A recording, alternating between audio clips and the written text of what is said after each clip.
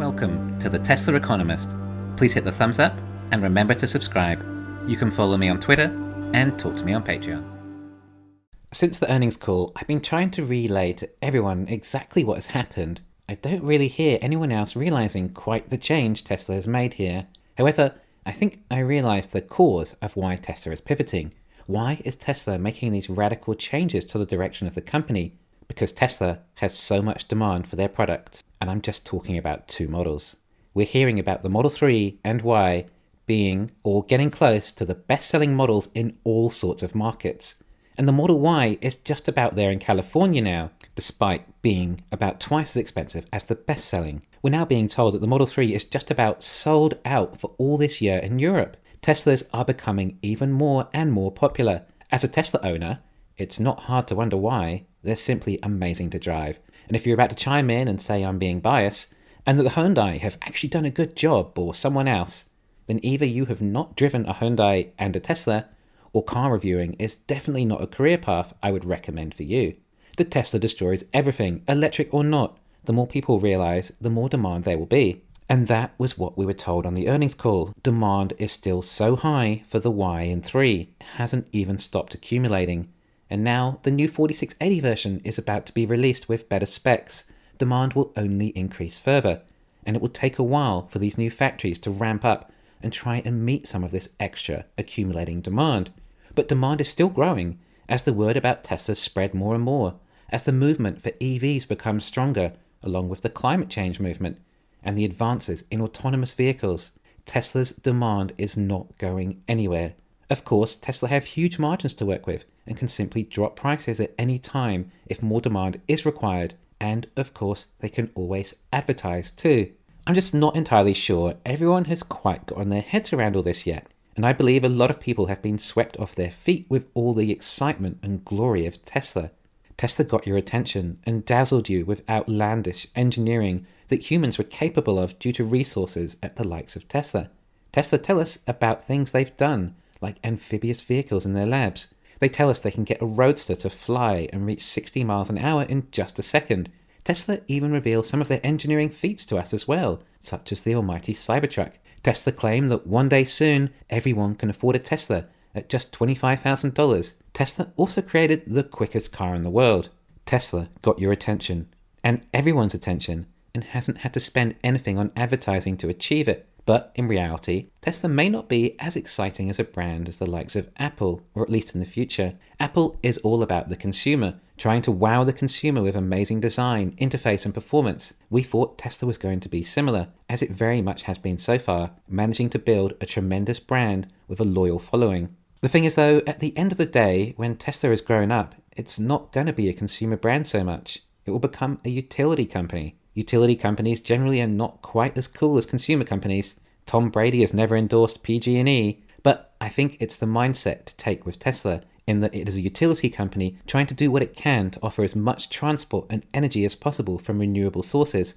We're distracted by the glamour and glitz of cars accelerating quicker than any other car on the planet, or being bulletproof. I mean, all this stuff is great publicity and good for the company, but I think it may be somewhat of a distraction to the company's mission, and I think it's important to stay on track. I'm still hearing a lot of people upset that the $25,000 Tesla won't be released. These people keep telling me why it's bad, and why Tesla needs to make a cheaper vehicle for the mission, but they do not. The reason there were going to be so many Tesla compacts was because it was thought that it was going to be the robo-taxi, but in reality, a Model 3 or Y make better taxis anyway. And after all the additional capital, energy, resources, time, risk to come out the other end in what would take 3 or 4 more years to hit volume production, you then have a car that will cost about the same to run per mile anyway, but is not as suitable for a robotaxi and drained a lot of resources on designing new cars when we already had cars more suited for the mission. Yeah, it does seem obvious now not to pursue the compact. Of course, the other reason investors wanted the compact was to ensure demand for Teslas, as only so many people can afford to spend around $50,000. Well, it would seem that more people are willing to find some extra money to buy a Tesla because it's worth it. Elon obviously didn't do a big job on trying to sell this to everyone on the earnings call, but the demand for the Y, and the 3 too, don't forget about the 3, that car is a serious seller too, but Elon downplayed it all. It's a massive deal, especially when you think back to the early days when the Model 3 just started, and how concerned everyone was about the demand for the Model 3. Tesla will not be as exciting for the consumer for some time. Any new product launches will likely be things like new batteries, which most consumers will not be so excited about when compared to owning a Cybertruck. Tesla can just concentrate on growing and expanding these two models. This is going to be so much easier for Tesla when compared to any other EV company, getting to expand and take advantage of further economies of scale from just two closely resembling models. Tesla has become a really simple business, for lack of a better word. Well, a simple product offering, a sedan and a crossover SUV, two vehicles that will likely be suitable for about 90% of drivers. I know some people are really fussy when it comes to buying a car and need this much space here and there, but I've had sports cars, station wagons, sedans, and SUVs, and you know what? I manage my lifestyle with all of them. People can likely work around them. It's not having electric or autonomous that will be a much bigger deal, rather than additional headroom. Tesla just need to keep building these two factories, and it works best for the company, profits, and the mission. These vehicles will eventually become robotaxis anyway. It doesn't matter if Ford ends up dominating the electric pickup truck market. That's crumbs compared to the profit potential of robotaxis. For some time, Tesla will be about expansion of Model 3 and Y factories, and as far as the auto business is concerned, I wouldn't hold out for anything else anytime soon. There'll be advances in batteries and autonomy before we see any new models.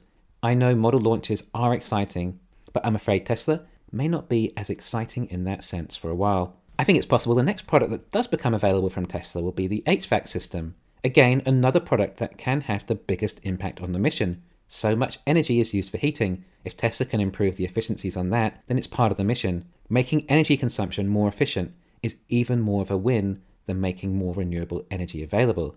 Instead of appreciating new product launches or reveals, appreciate the work of art that goes into the engineering behind Tesla's products. At least as a consumer. As an investor, be happy that business is doing well, and these products are in so much demand. Do you understand? The world wants millions and millions of these cars that Tesla have designed. Tesla just need to do everything they can to make as many of them as possible, and doing what they can to make them at a lower cost as possible, and as fast as possible.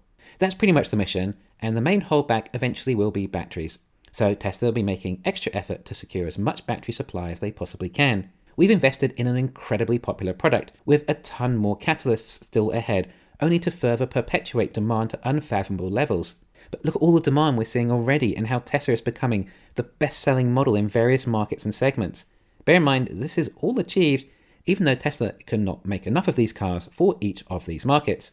We haven't even seen what actual Tesla sales look like when they're not supply constrained. Tesla will sell and make millions and millions of each the 3 and the Y every year. There's no turning back now. Thanks for listening. Please hit the thumbs up and subscribe. You can follow me on Twitter and talk to me on Patreon.